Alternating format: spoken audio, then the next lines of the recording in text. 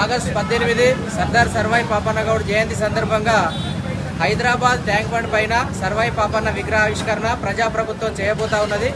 కాబట్టి ఈ హుస్నాబాద్ నియోజకవర్గం నుంచి మనందరం కూడా పెద్ద సంఖ్యలో అన్ని వర్గాలు, బహుజన వర్గాలు అందరూ కూడా పాల్గొని కార్యక్రమాన్ని విజయవంతం చేయాల్సిందిగా కోరుతా ఉన్నాం. అదేవిధంగా ఇవాళ బహుజనులందరికీ కూడా ఒక స్ఫూర్తిగా నిలిచినటువంటి పాపన్న జీవితాన్ని ప్రపంచానికి చాటి చెప్పే విధంగా హైదరాబాద్ కేంద్రంగా ఇవాళ సచివాలయం ముందు, అంబేద్కర్ సచివాలయం ముందు అమర దీపం పక్కన పాపన్న విగ్రహం పెట్టడం అనేది మన బహుజనులందరికీ కూడా ఆత్మగౌరవంగా నిలుస్తుంది.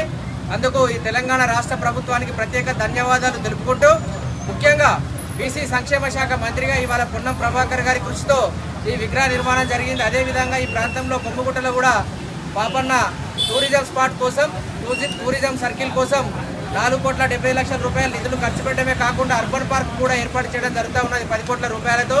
వీటన్నిటికి కూడా గౌరవ మంత్రి గారికి కూడా ప్రత్యేక కృతజ్ఞతలు తెలియజేస్తూ, రేపు జరగబోయేటువంటి కార్యక్రమానికి ఈ హుస్నాబాద్ నియోజకవర్గం నుంచి అత్యధిక సంఖ్యలో బహుజన సామాజిక వర్గాలు, సబండ వర్గాలు అన్ని కూడా పాల్గొని